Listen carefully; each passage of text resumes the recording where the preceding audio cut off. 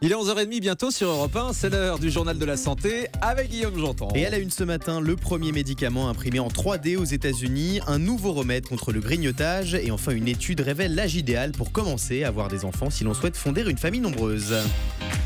On commence avec cette innovation aux États-Unis, le premier médicament imprimé en 3 dimensions. C'est une toute nouvelle technique pour produire des médicaments, celle de l'impression en 3D. L'Agence américaine des médicaments a donné son feu vert hier au premier médicament du type, réalisé avec une imprimante spéciale qui fabrique des objets par la superposition de couches de divers matériaux. Selon le Parisien, la commercialisation du premier médicament en 3D devrait débuter début 2016 avec une forme ultra concentrée du Spritam, un comprimé soluble qui permet de traiter les crises d'épilepsie. Il sera fabriqué par le laboratoire Aprecia Pharmaceuticals basé dans l'Ohio aux États-Unis. C'est une petite révolution quand même, Gérald Kierzek, parce que ça veut dire qu'on peut fabriquer soi-même des médicaments avec ces imprimantes 3D. Oui, enfin, je vois pas bien comment ça peut fonctionner en termes, parce que l'imprimante 3D, ça fabrique une forme, mais je vois pas comment ça peut fabriquer visiblement, une les molécule. substances et les molécules à l'intérieur. Une molécule, parce qu'une molécule, et on sait que la chaîne de fabrication est complexe, donc voilà, je suis un peu sceptique, mais on va voir, c'est probablement un avenir. En tout cas, ce qui est important, c'est d'avoir des thérapeutiques ciblées. Alors, peut-être que l'imprimante 3D y participera. À suivre. La dette des pays étrangers envers les hôpitaux parisiens atteint près de 120 millions d'euros. Les établissements de santé parisiens seraient un peu trop hospitaliers avec leurs patients étrangers. Les chefs d'État ou encore les personnels d'ambassade qui viennent se faire soigner en France ne régleraient pas toujours leurs consultations. La plupart du temps, les sommes ne sont pas réclamées pour éviter des brouilles diplomatiques. Martin Hirsch, le patron de la PHP, souhaite changer les choses, comme il l'a expliqué hier dans le journal de William Galibert sur Europe 1. La meilleure manière, c'est de ne plus faire comme avant et donc de leur faire payer avant le séjour. Voilà. Donc pour les Français, il y a la Sécu, et pour les patients étrangers qui cherchent les soins de qualité à Paris, il y a le fait d'avoir payé à l'avance ou d'avoir un organisme qui s'est porté garant.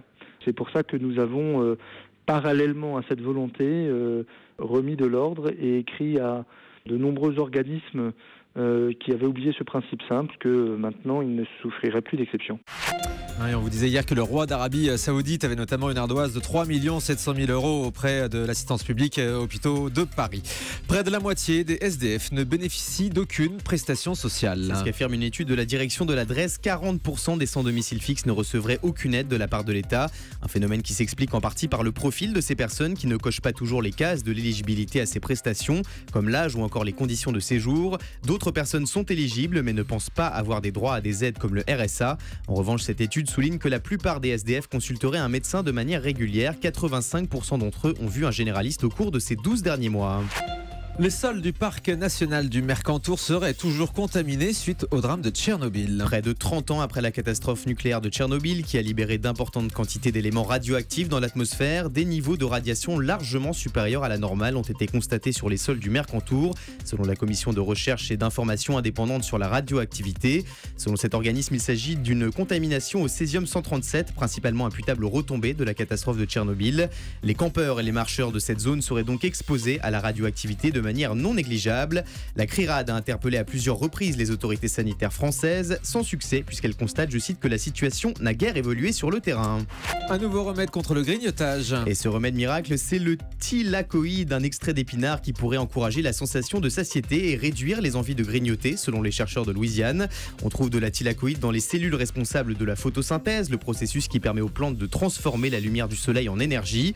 Toujours selon ces chercheurs, cet extrait d'épinard aurait des effets plus prononcés chez les hommes que chez les femmes. Une étude révèle l'âge idéal pour avoir son premier enfant si on souhaite fonder une famille nombreuse. Et c'est à 23 ans qu'il faudrait idéalement commencer à avoir des enfants si on veut en avoir au moins 3. C'est ce que révèle une étude de l'université de Rotterdam. Passé 30 ans, les chances pour une femme de tomber enceinte déclinent rapidement.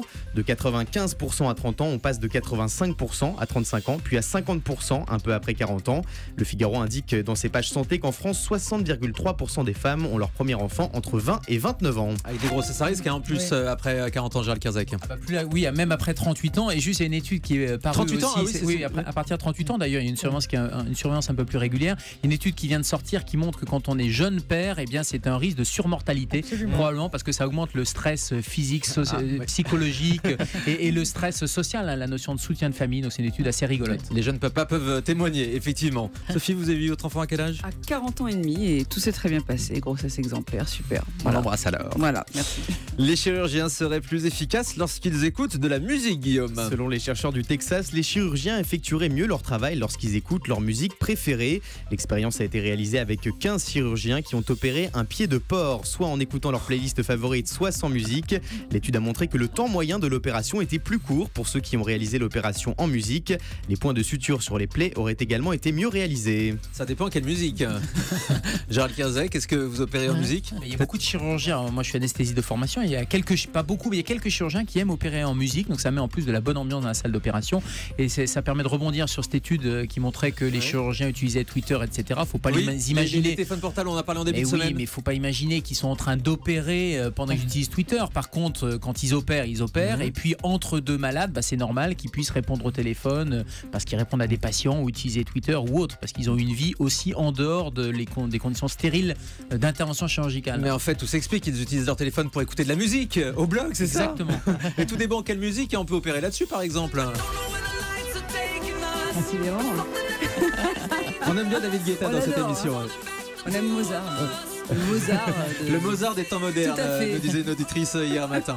Sympa ça, Gérald, pour opérer, au moins ça met dans l'ambiance. Ce qui est important, c'est la concentration. Et moi, je tire un coup de chapeau à mes amis chirurgiens c'est un métier extrêmement difficile, concentré. Et donc, certains aiment la musique pour pouvoir mieux se concentrer. Et puis d'autres, au contraire, préfèrent le silence. Et ça, c'est les habitudes de chacun. Et puis, il y a certains types de chirurgie qui sont aussi plus techniques ou plus minutieuses que d'autres. Je sais pas, cette musique David Guetta, j'aimerais bien un orthopédiste en train d'opérer avec cette musique. Vous êtes en train de nous dire qu'on ne veut pas se concentrer sur du David Guetta. Cette musique est dangerous.